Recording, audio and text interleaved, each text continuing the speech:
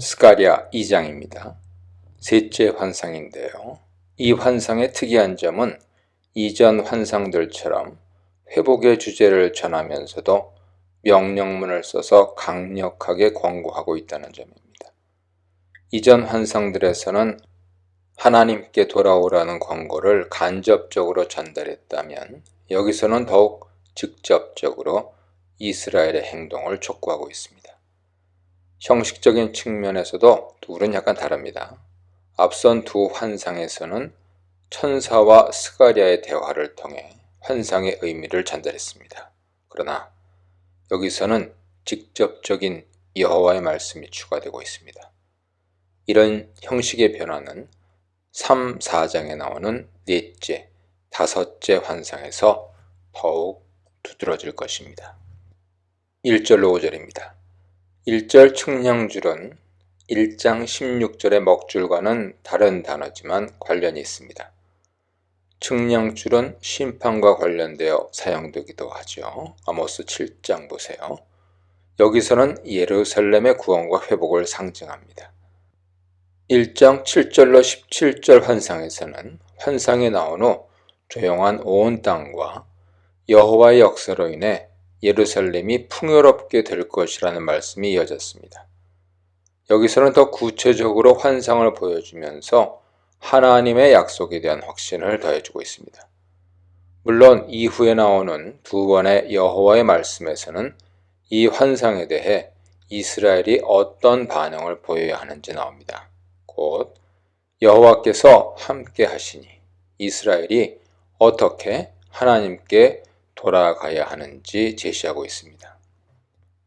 2절에 측량하다라는 동사 마다든데요. 에스겔 40장에서 47장에서도 성전 건축과 관련해서 자주 나오는 단어입니다. 예루살렘은 단순히 이스라엘이 거주하는 성읍이 아니라 여호와께서 함께 하시는 성읍입니다. 이와 같이 여호와께서 함께 하신다는 개념은 5절에서 더욱 분명하게 드러나죠. 그 가운데에서 영광이 되리라 라는 표현은 여호와의 임재에 대한 다른 표현입니다. 성막과 에스겔 환상의 성전이 스가랴 본문과 비슷하게 언급되고 있습니다. 이는 여호와께서 언약 백성 가운데 거하며 자신을 드러내시겠다는 의도를 보이는 것입니다. 따라서 그 가운데서 영광이 되리라 라는 표현은 하나님이 다시 이스라엘의 하나님이 되시는 것을 공식화하는 언약 회복의 표현입니다. 5절의 불은 여호와의 임재를 가리킬 때 자주 사용됐습니다.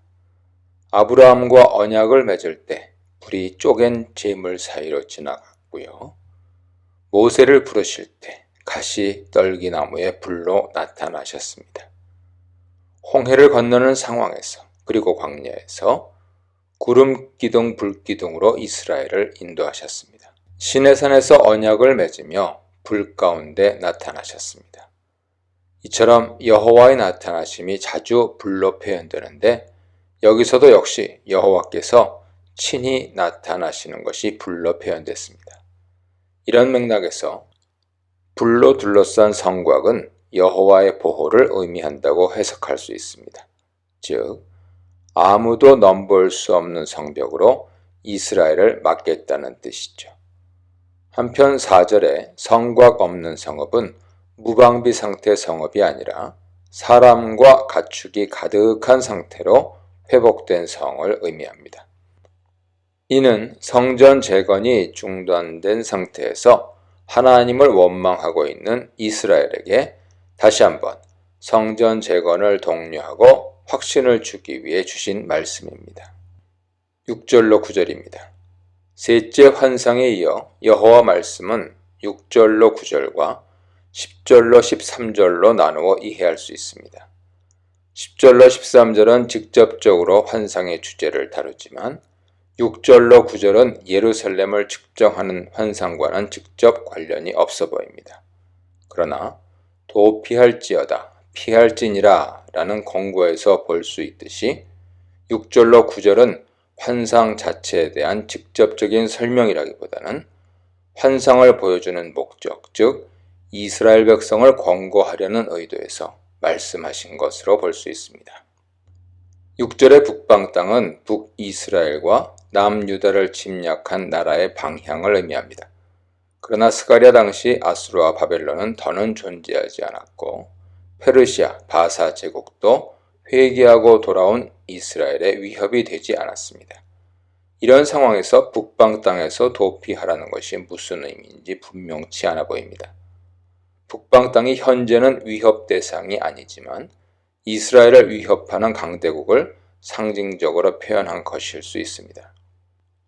스가랴 10장 10절에서도 당시와는 상관없는 애굽과 아수르를 언급하는 것으로 볼 때 이스라엘에게 과거의 역사적 사실을 상기시키면서 현재 회개를 촉구하는 것으로 볼 수 있습니다.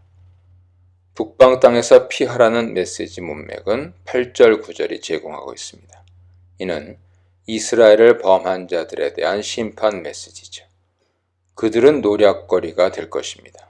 북방 땅 바벨론에서 돌아오라는 메시지는 이들에게 심판이 임박했다는 의미이기도 합니다.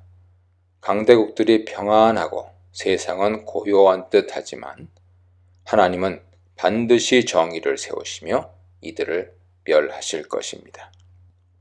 따라서 멸망이 임박했으므로 바벨론, 이제는 바사 제국 아래 있죠. 바벨론에 안주하여 남아있지 말고 시온, 예루살렘으로 돌아오라는 의미입니다.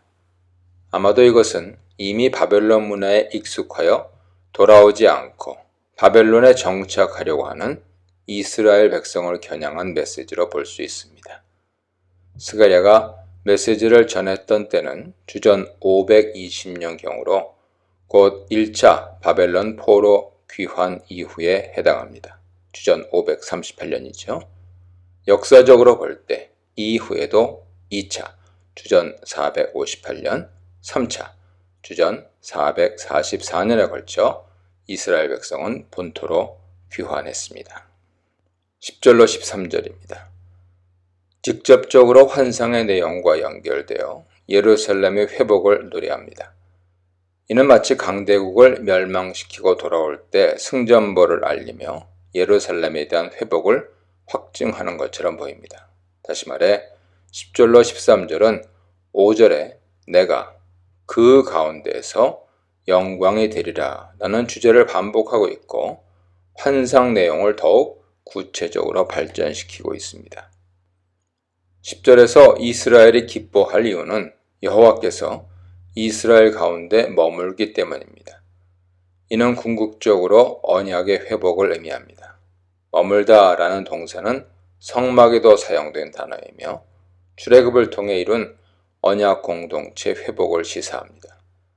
여호와의 임재가 언약 관계에서 하나님이 언약 백성의 하나님이 되심을 선언하는 것과 밀접한 관련이 있듯이 출애굽기 29장 보세요.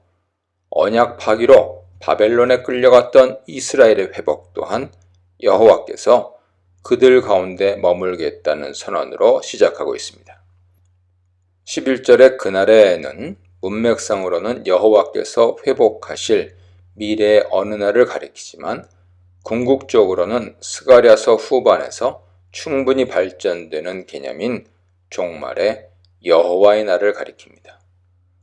많은 나라가 내 백성이 될 것이요 라는 표현은 언약에서 언약 백성의 정체성을 확인하는 문구입니다.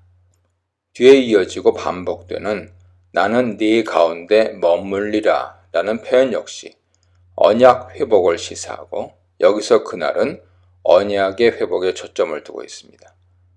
많은 나라가 여호와께 돌아오는 것은 새 언약의 성취 장면에서 자주 언급됩니다. 이사야 2장, 56장, 미가 4장 보세요. 이 표현은 종말론적인 어투가 짙은 스가랴 후반부에서도 다시 언급될 것입니다. 이는 원래 아브라함 언약에서 예언된 내용이기도 합니다. 땅의 모든 족속이 너로 말미암아 복을 얻을 것이라. 또한 시내산 언약에서도 나타납니다. 이스라엘은 제사장 나라가 되어야 합니다. 이러한 하나님과 이스라엘의 언약 맥락에서 스가랴는 하나님의 약속이 미래에 이루어질 것임을 종말론적으로 표현하고 있습니다. 한편 12, 13절의 예루살렘을 다시 택한다는 선언은 예루살렘의 회복이라는 맥락에서 이미 언급한 바 있으며, 여기서는 많은 나라가 하나님 앞에 돌아온다는 선언과 함께 한층 더 발전된 형태를 보이고 있습니다. 성곽 없는 성읍 예루살렘, 북방 땅에서 도피하라. 네 가운데 머물리라에 대해 묵상해 보시기 바랍니다.